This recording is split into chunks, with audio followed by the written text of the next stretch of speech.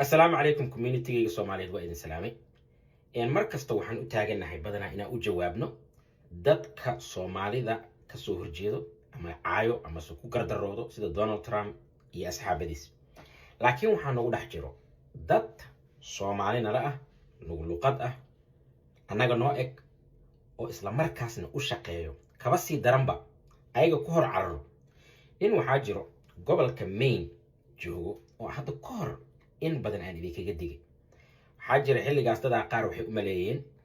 in aan arrin shakhsiyeed isku haysano waxyaabo noocaas oo kale waxaa la yiraahdaa Cabdi Iftiin ama wuxuu ku magac dheer yahay Somali Cowboy dad fara badan oo Maine jooga ama waxaan dhihi karaa dadka Maine jooga dhan oo Soomaalida way yaqaanaan ninkaas loogama sheekeynayo laakiinse wuxuu samaystay group badanaa Soomaalida wadanka ka maqan ah oo aad ugu tihan oo badanaa uga sheekeyn jiray lottery waxyaaba ayaga jecel yihiin oo buufis ah dib malaha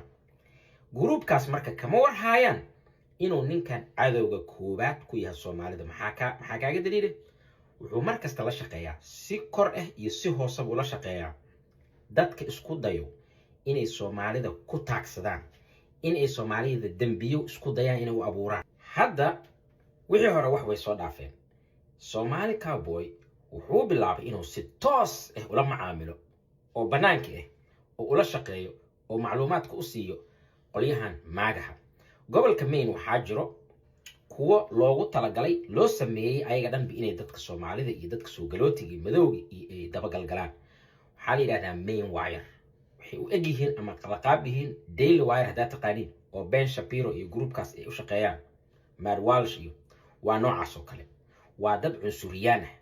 waxaa hadda groupkaas hogaamiye ka nin loo yaqaan Steven Robinson waa cunsuri go'ay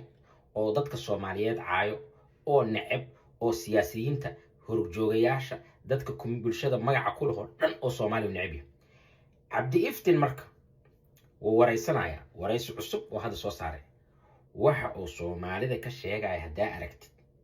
waa nahaysa marka waxaan rabaa inaan idin soo koobo wareysiga uu dheer yahay saacadii ka badan oo gaaraan inaan qaybaha ugu nuxur kale idin soo kooban rabaa wuxuu hadda caynaya Ilhaan Cumar wuxuu sidoo kale caynaya deeqa dhala oo Soomaali oo gabar ah oo laga soo doortay mayor oo South Portland ahaan jirtay wuxuu caynaya dad badan oo hadda aan magacyadooda inaan soo wada sheegay aan rabin oo maxay iska shicib ah oo la soo dooranin aniga hadda ka hor wuxuu ugu wici jiray inaan ahay Oromo iyo Ethiopian iyo wax noocaas oo kale shakhsiyan uu yahay laakiin dib ma laha shakhsiyan ma meesha waxaan ka hadlayo Soomaalida wuxuu leeyahay xitaa sharciga 4.5 ka Soomaaliya ka jiro sheekooyinkaas oo dhan uu dusinayo wuxuu leeyahay waxa ku qoran constitutionka ma yaqaan xitaa jaahilnimo ku sii darsaday 4.5 ka waxa loo yaqaan gentleman's agreement meel ku qoran yahay ma jiro waxa la wareysanayaa ninkan oo la leeyahay ninka oo wareysanaya Steven Robinson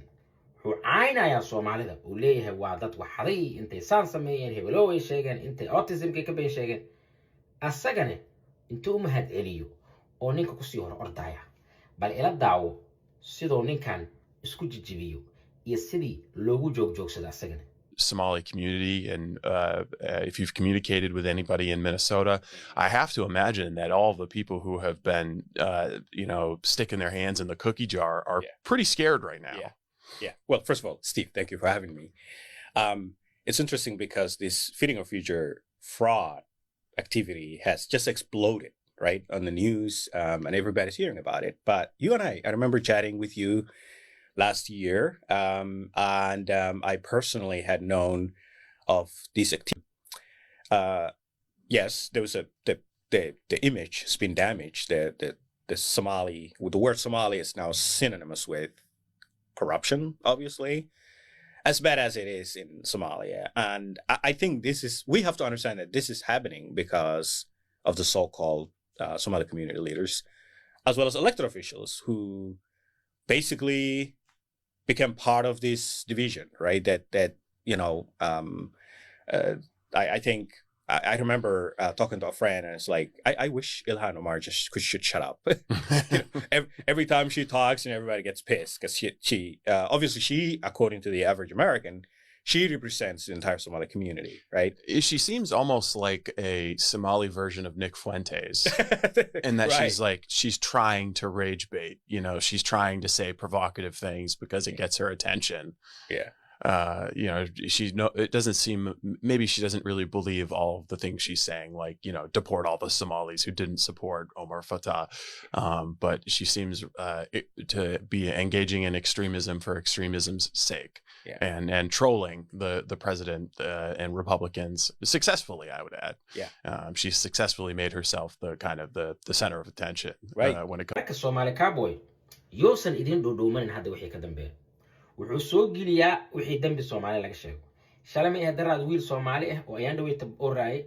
oo iimaan la dhahayo oo soo gelinaya asagoo been ka sheegayo oo dhahayo dambi uu galay hadda waa kana yar oo Cabdullaahi Cali la dhaho oo non profit ugu weyn gobolkaas dhan haysto uu soo gelinaya qof Soomaali oo dhaafay male Ilhaan Cumar oo aad aragteen inay ishaayaan Donald Trump sababtana ay tahay inay Soomaalinimada difaacayso Ilhaan Cumar bal warku ka sheegayo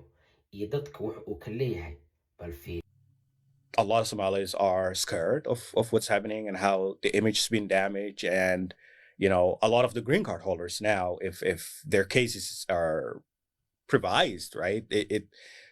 nobody's just is happy with all of this within the Somalis. And often you can see a blame towards Ilhan and others like that.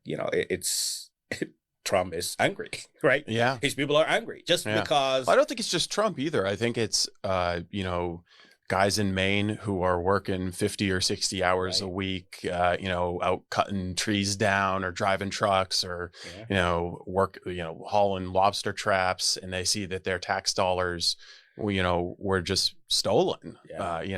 billions of dollars. I think that they're angry. So I think Trump's anger maybe is a reflection of the populist anger at this kind of fraud. And